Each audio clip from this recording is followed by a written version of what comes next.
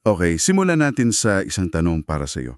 Pag narinig mo yung salitang leader, ano yung unang pumapasok sa isip mo? Siguro yung taong confident, yung laging may control, yung parang laging alam yung gagawin. Ganyan kasi yung imahe na madalas nating nakikita. Yung tipong ako ang bahala, sumunod lang kayo. Oo, yun. Pero paano kung ang totoong lakas pala ng isang leader ay hindi nakikita sa pagkontrol, kundi sa pagsuko? Ito yung sentral na ideya mula sa mga materyales na pinag-uusapan natin ngayon. Medyo kontra-intuitibo pero napaka-interesante. Tama. Ang tawag nga dyan ay surrendered leadership o pamumunong may pagsuko. At ang mission natin ngayon ay himayin yan. Titingnan natin kung bakit hindi ito kahinaan at paano ito nagiging pundasyon para sa isang matatag at pangmatagalang impluensya. Sige, himayin natin to. Gusto kong malaman kung bakit yung pagbitaw sa kontrol ay maaaring maging pinakamalakas na hakbang na magagawa mo bilang isang leader. Okay. So, ayon sa mga pinag-aaralan natin, may isang modelo ng leadership na parang dominante sa mundo ngayon. Ito yung take charge, push forward, make it happen. Ipinagdiriwang nito yung bilis, yung kontrol, at yung personal na ambisyon. Oh, yung hustle culture. Yun. Pero may panganib daw dito, di ba? Pagka-burnout at pagiging marupok. Eksakto. Kasi dito pumapasok yung malaking pagkakaiba ng dalawang hari sa kasaysayan ng Israel na binanggit sa source, sina Saul at David. Okay. Ito yung case study nila. Oo. Si Haring Saul, nasa kanya na lahat ng katangian na hinahangaan ng mundo. Matangkad, charismatic, pero yung pamumuno niya gumuho eh. Kasi umasa siya sa sarili niyang desisyon at hindi siya sumuko sa gabay ng Diyos. Samantalang si David Meleg simula bilang isang pastor lang, kabaliktaran. Dito nagiging mas interesante yung usapan eh. Paulit-ulit niyang pinili yung maghintay at magtiwala. Sa halip na agawin yung kapangyarihan kahit may chance na siya. At yun nga ang kahanga-hanga. Kasi yung mga kwento nila, pinapakita yung sentral na thesis natin. Ang pagsuko, nagpapalakas ng impluensya, habang yung pag-asa sa sarili, nililimitahan. Ito, hindi naman masama yung kapangyarihan, pero kapag hiwalay ito sa pagsuko, nagiging bitak siya. So para sa iyo na nakikinig, parang paalala ito na yung tunay na impluensya. Hindi nakukuha sa pilit, kundi sa tamang pagkakahanay sa isang mas mataas na layunin. Tama. Okay, linawin natin. Kasi baka isipin mo na pag sinabing pagsuko, ibig sabihin ay maging passive ka na lang. Yung parang bahala na. Yung isa sa walang bahala mo na yung responsibilidad mo. Pero hindi ganon, di ba? Tama. Napaka-importanting linawin yan. Ang pagsuko ay hindi kawalan ng aksyon. Ito ay isang aktibo at intentional na pagkakahanay sa kaloodan ng Diyos, inililipat mo yung pinanggagalingan ng kumpiyansa mo. Mula sa self-confidence, Papunta sa God confidence. isabihin hindi ito pag-give up. Ito ay pagtitiwala sa isang plano na hindi mo pa nakikita ng buo. Binanggit nga sa source yung halimbawa ni Moses sa Red Sea. Lahat ng logika at stratehiya nagsasabi wala ng pag-asa. Talo na. Game over na, 'di ba? Nasa likod yung mga humahabol, nasa harap yung dagat. Pero imbes na umasa sa sariling kakayahan, Sumunod siya. sumunod siya sa gabay ng Diyos. At doon nangyari yung himala. Yung puntong yon, pinapakita na ang pagsuko ay nagbubukas ng mga solusyon na hindi kayang gawin ng talino o lakas ng tao lang.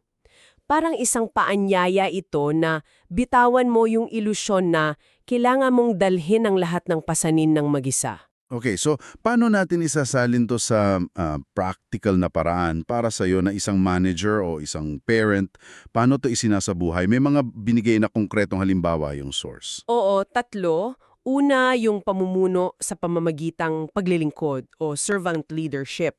Ang pinakamalinaw na halimbawa, si Jesus, na hinugasan yung paa ng mga disipulo niya, ipinakita niya na yung tunay na otoridad ay wala sa pagdomina. Kundi sa pag-angat at paglilingkod sa iba. So, para sa'yo, ang tanong siguro ay, saang mga area ako pwedeng mag-delegate at magbigay kapangyarihan sa iba, imbes na ako lahat? Yun. Pangalawa, karunungan sa pamamagitan ng kababaang loob o wisdom through humility. Sabi sa source, ang kababang loob daw ang nagbubukas ng pinto sa banal na gabay. At pinabanggit ulit dito si Moses na sinasabing pinakamagpagkumbabang tao sa lupa. Yung kababaang loob niya yung So, nagbigay daan sa kanya. para marinig ng malinaw yung boses ng Diyos kasi hindi maingay yung sarili niyang ego. Gets. At yung panghuli, At panghuli, katatagan sa gitna ng kawalan ng katiyakan, resilience in uncertainty. Ang mga leader na sumusuko, hindi sila napaparalisa ng mga hindi inaasahang pangyayari. Ang tiwala nila sa Diyos ay nagbibigay ng katatagan na hindi basta-basta masisira ng mga panlabas na sirkumstansya. so in a way, yung pagsuko, paraan siya para maging matatag sa isang magulong mundo. Eksakto. Okay, pero may isang mahalagang punto sa source na. Parang ito yung pinakapundasyon ng lahat, na hindi lang ito tungkol sa mga panlabas na aksyon.